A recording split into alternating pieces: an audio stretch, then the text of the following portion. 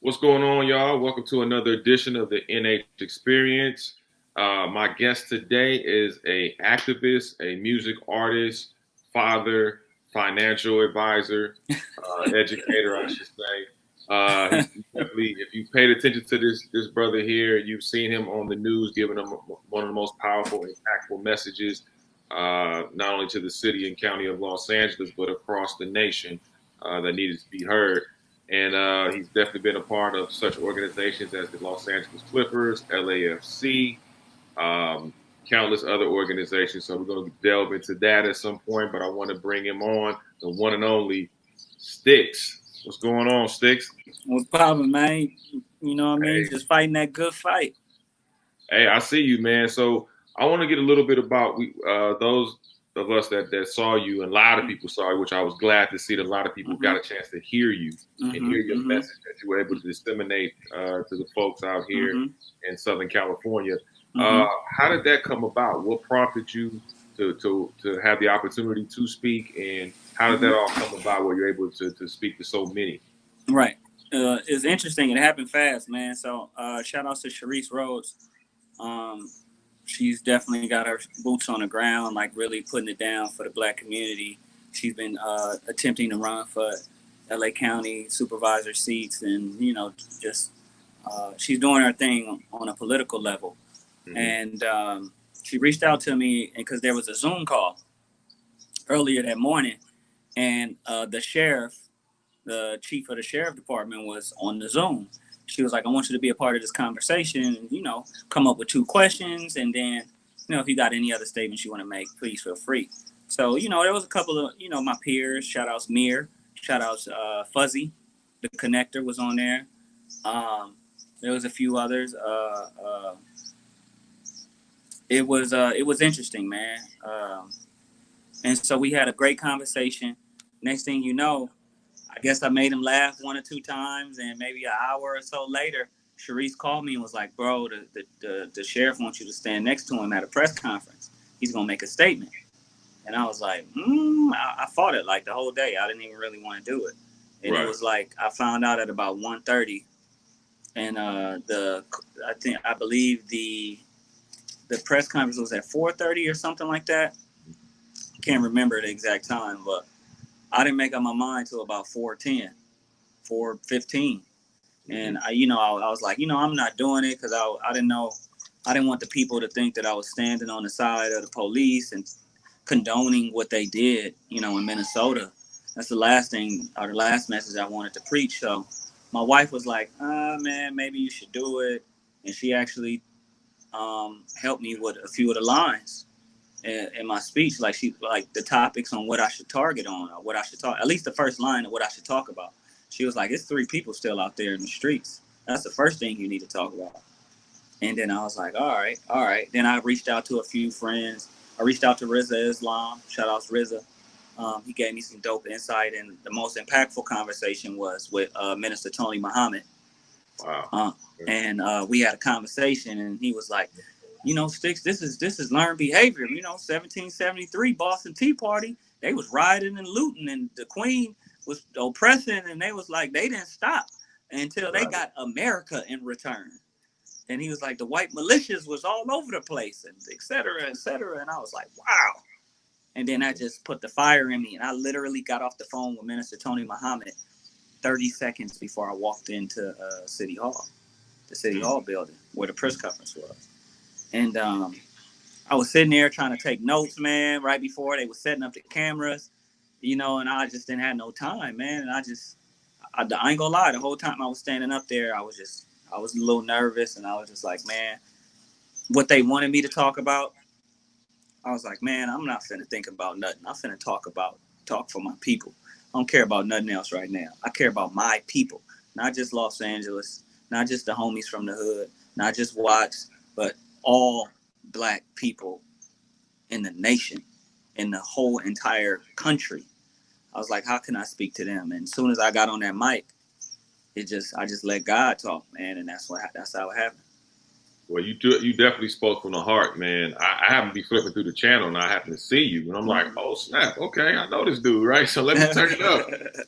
And it was so heartfelt, man, because whatever you composed beforehand, it didn't sound like that. It sounded like you would just freestyle. No, it did. I did freestyle. That's what I'm saying. I tried Yeah. to compose something, and I couldn't put the words together because it just didn't feel right to try to prepare something for you. You can't prepare a conversation to address pain.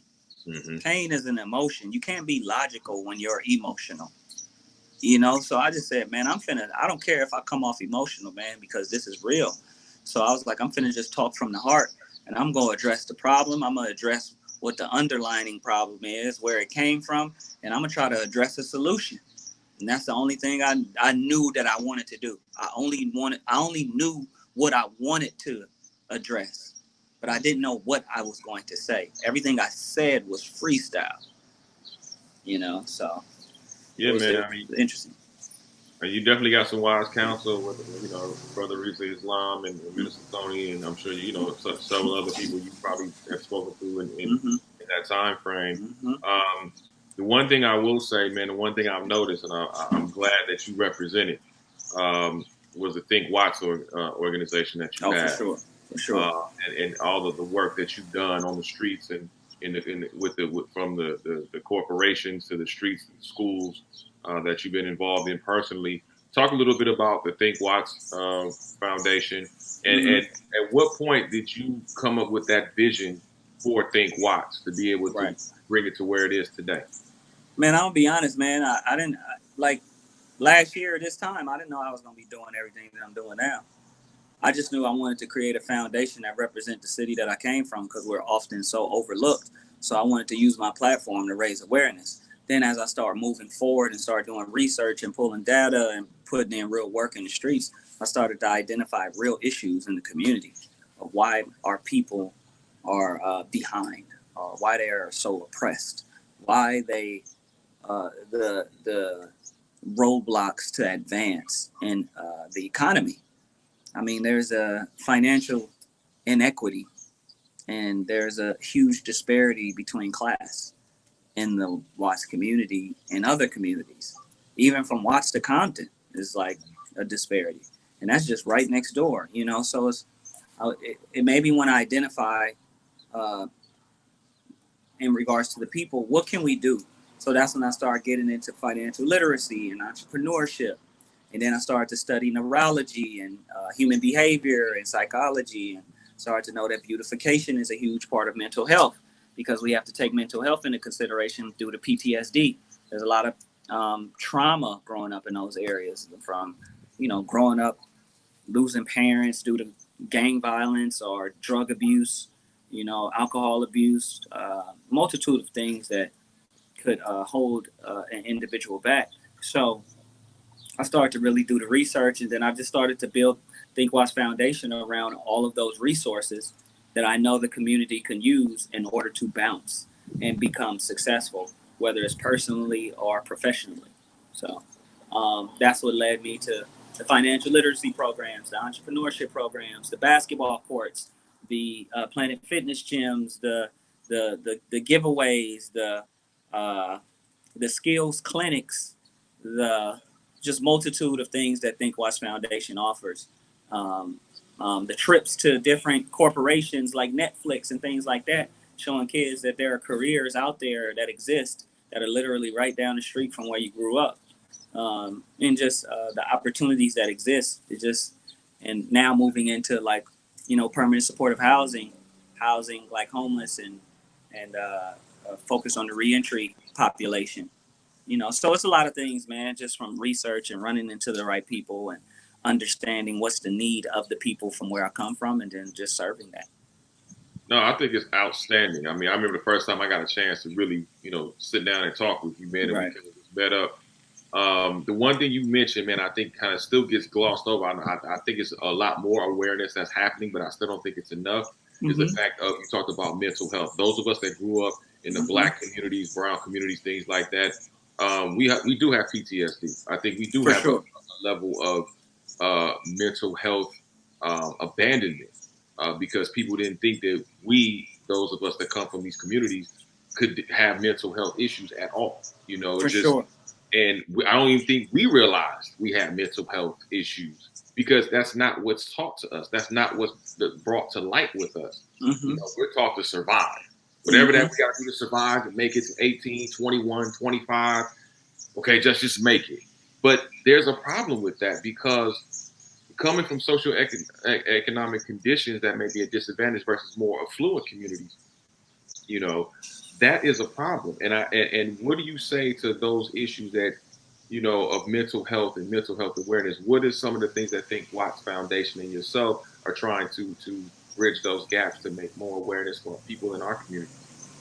Well, one of the things that we were actually trying to do before the COVID situation was develop programs.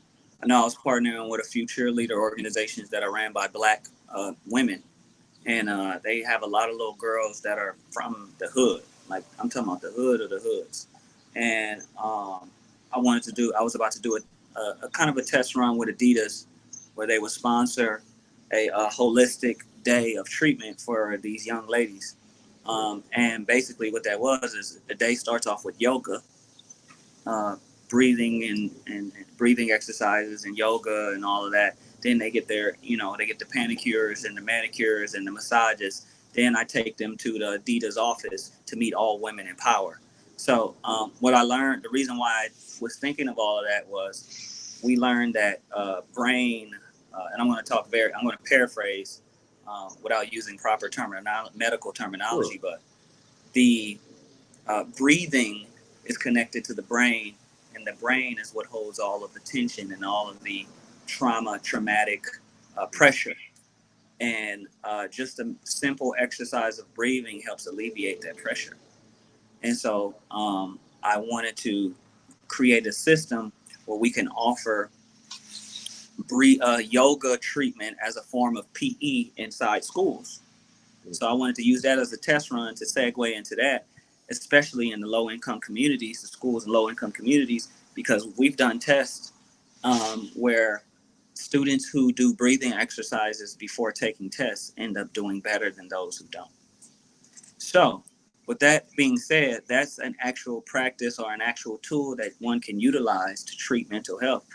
And the goal is to alleviate that pressure. The PTSD is obviously years built up, but we have to focus day by day, and we have to utilize exercises and trauma treatments holistically, not just prescribing somebody some medicine, but use things that actually work without the toxins that come with it.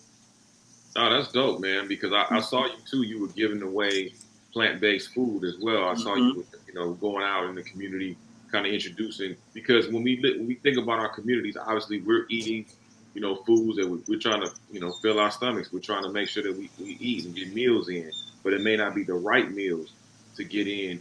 And with all the food deserts, a lot of us live in food desert areas where we don't have the major supermarkets or the Sprouts or the Trader Joe's and things of that nature where we get healthier options and healthier choices. What are some of the things that you and the Think Watts Foundation are trying to do to try to uh, get rid of those food deserts, so to speak, and try to bring more healthier options and alternatives for our children?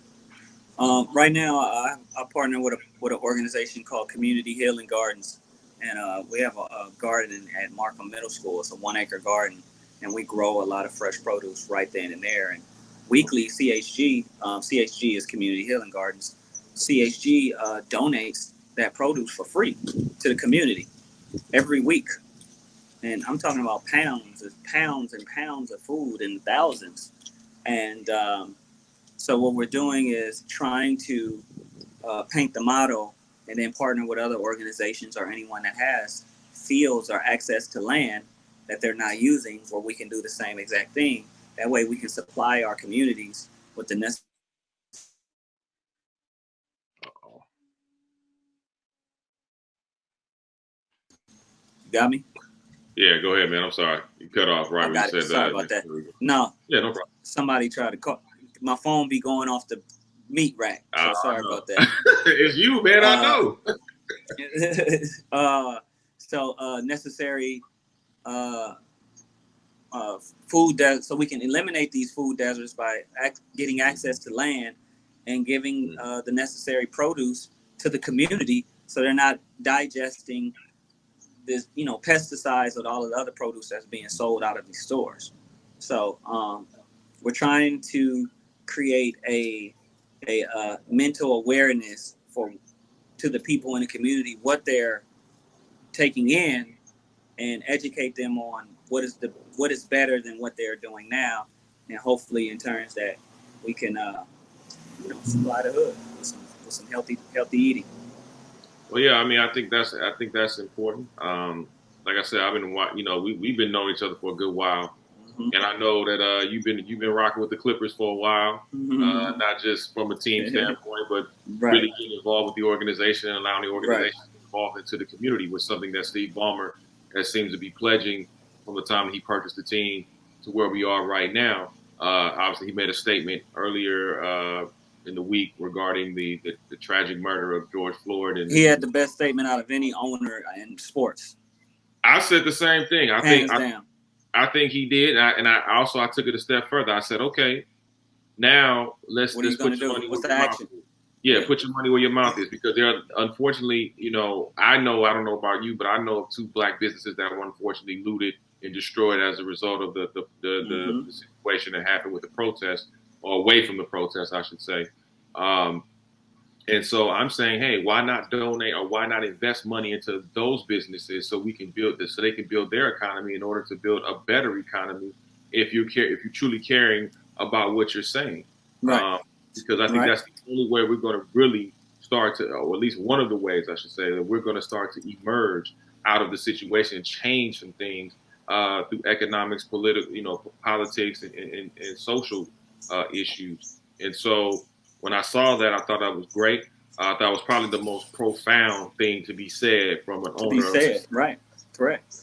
But I know you've been on me, man. I know you've been on my head about certain things. So we're gonna put it out in the open, because I know you've been wanting to get at me on some things. So I know you rock with the Clippers pretty heavy, and they've had a fantastic season before the whole COVID-19 situation suspended their season, and hopefully they'll be able to resume that season as they move forward.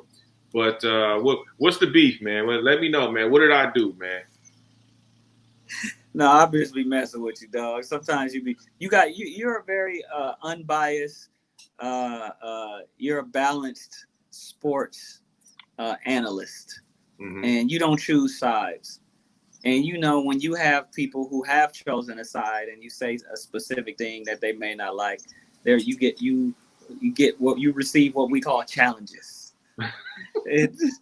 You know what I mean? So sometimes you would say some crazy shit. I'd be like, man, I'm about to holler at Nick, man. He tripping. But it ain't nothing. I love you, man. It ain't really. But every time you say something crazy, I'm gonna let you know, though. Oh, I know. You and a few others. Just like shout outs to LeBron James. He's one of the most influential basketball players in the history of basketball, not just on the court but off the court. And he, I commend him. Like, I actually put him as the number 1, the greatest basketball off the court player in the history of basketball. I don't know what everyone else has done, but just because of what I see, I haven't done the research. I will go ahead and say that he is the most impactful off the court basketball player in the history of basketball. However, I also heard somebody say he's the greatest basketball player ever in the history of basketball, and you didn't say that. But when you say, you scratching your chin like you agree with that. No, I'm listening to you, because I'm glad you say I didn't say it. I'm just making sure. Okay, all right. It's just certain things, man. You do say wild stuff like that sometimes. You know what I mean? So I'm like, hold on, man. We're gonna have a conversation about this, dog. Because here's the thing: there is no such thing as the greatest basketball player of all time. It doesn't exist, because basketball is a position sport. How can you define the greatest basketball player? Now, if you're talking about athleticism, that most athletic basketball player of all time, the most skilled basketball player of all time, cool.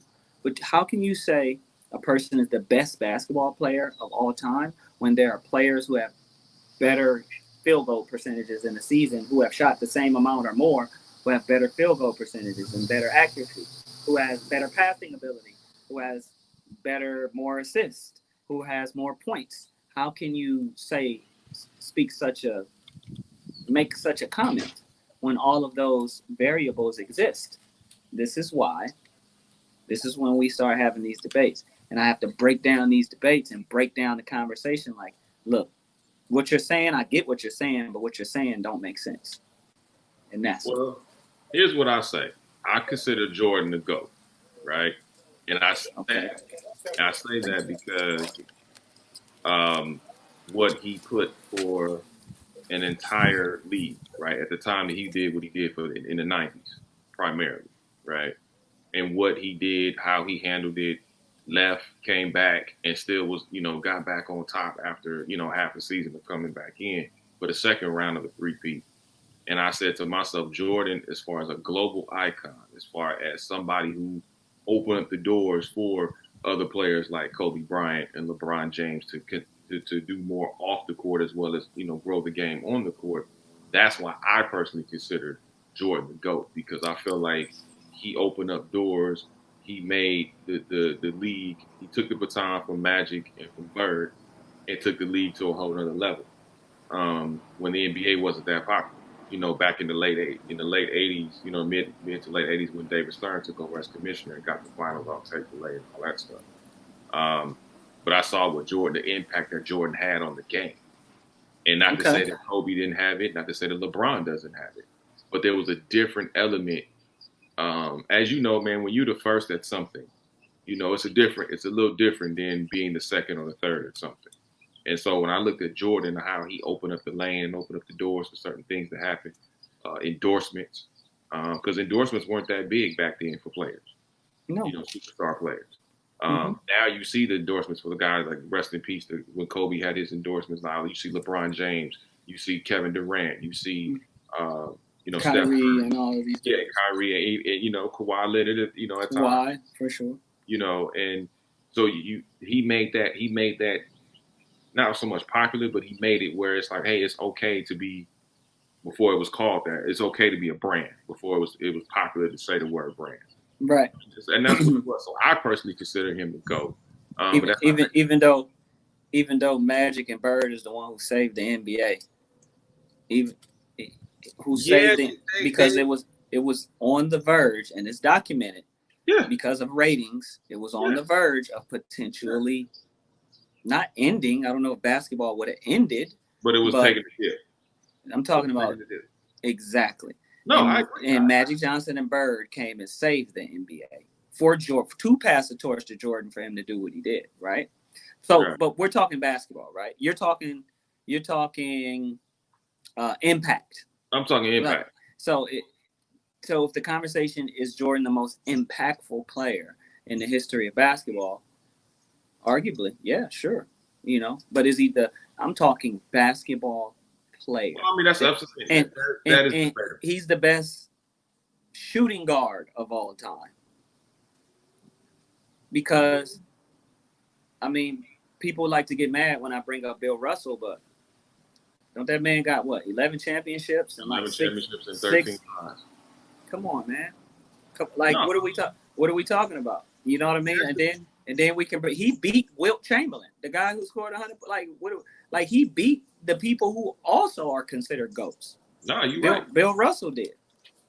Bill Russell doesn't get the respect that he deserves. I totally absolutely agree. Then we can talk about, but I'll say Bill Russell is the greatest center that I've ever played, right?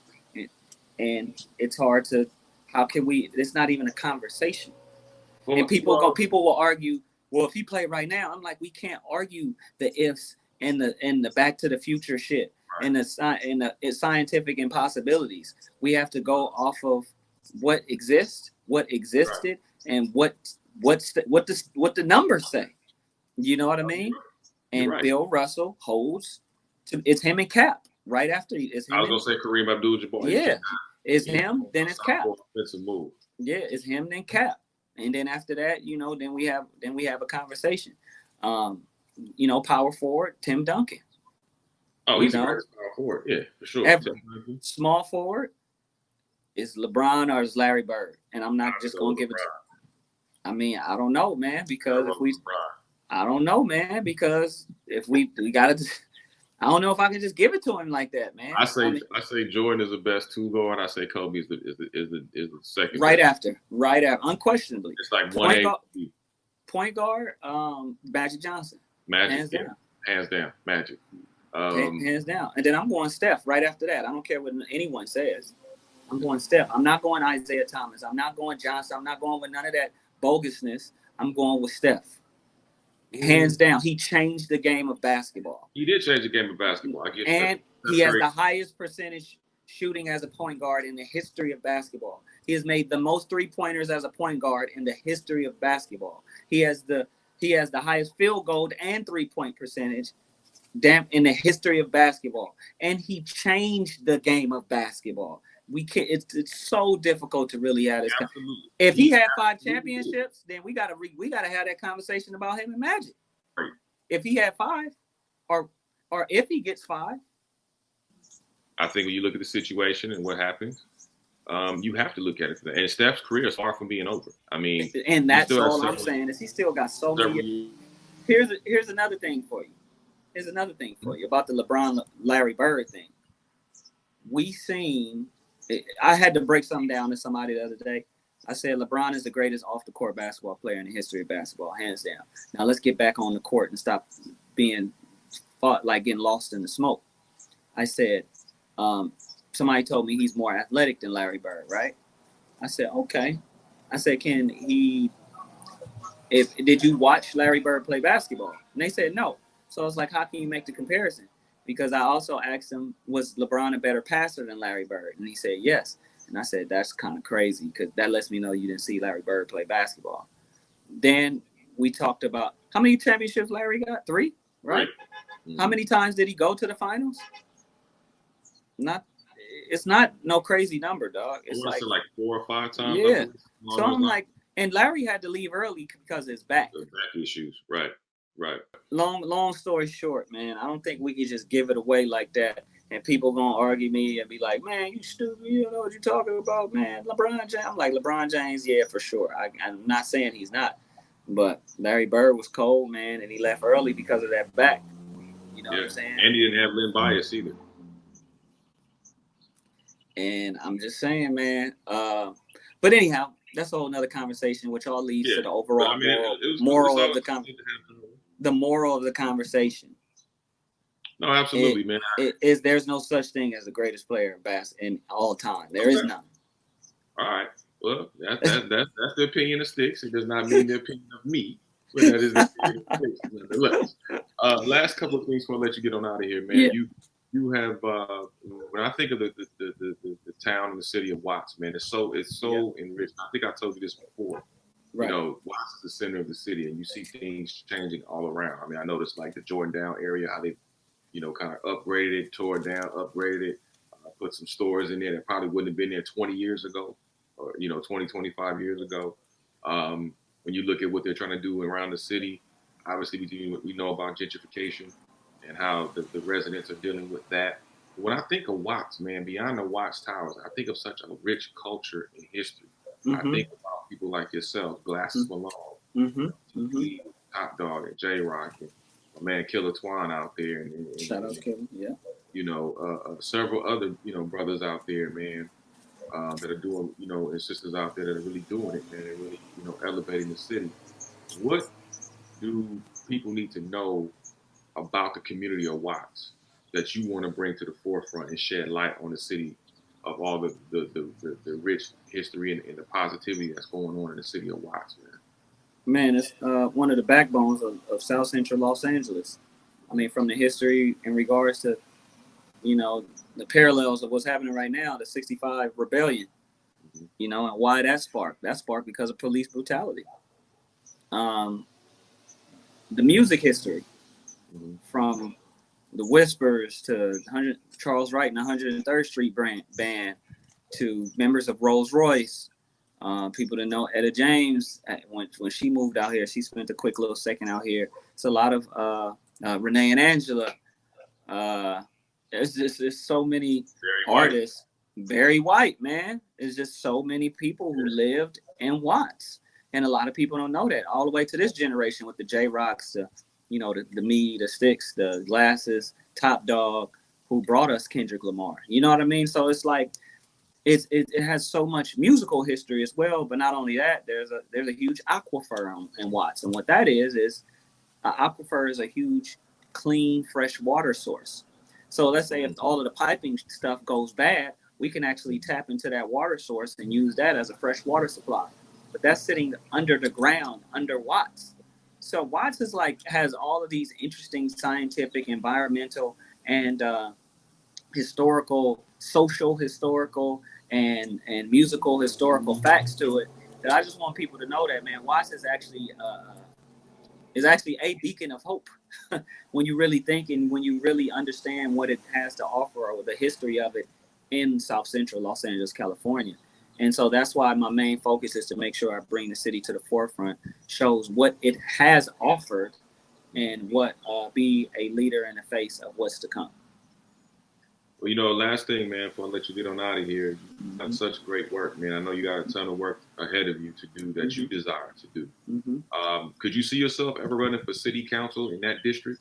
I've been asked this like 19 times in the last 2 hours. So yeah, I no, you good, Nick, man, you good. I got an answer for it, so that's the best. That's good for you because I got an answer, and I ain't publicly said it yet. I've only said it on phone calls, but I have 2 reasons that I'm going to make the statement that I'm going to make. I'm just going to make a statement. I'm not going to say yes or no.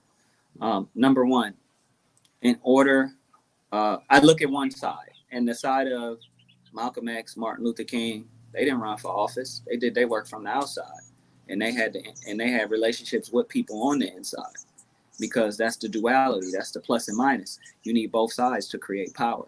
So if both of us are on the inside, it's hard to influence the outside. If both of us are on the outside, it's hard to influence the inside. But if one is on the inside and one is on the outside, then that's when we can create true power. That's polarity. Now, so that's what influences me to stay on the outside, right?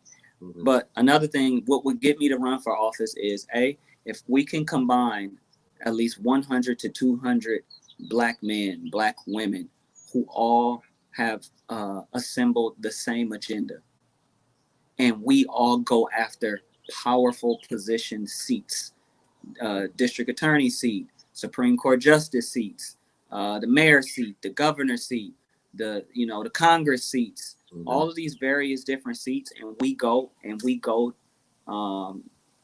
apply to be on the ballot at the same time, and we bring together all of our resources together to vote us all in at the same time, I will run. Because in order to create true change, you got to do it from within. So if you got 100, 200, 300 of us that's all running at the same time across the nation, across the entire country, and we all run with the same Black agenda at the same time, we will be able to influence legislation. Because we will demand it on the Department of Justice. We'll have people on the Departments of Justice, the Supreme Court, the Congress. We'll have all of the people who are in decision-making powers to influence the legislation. That way we can start making things up. We can start doing things for our community. So I'll run if we can put that together. Until then, I got to do a lot of work from the outside.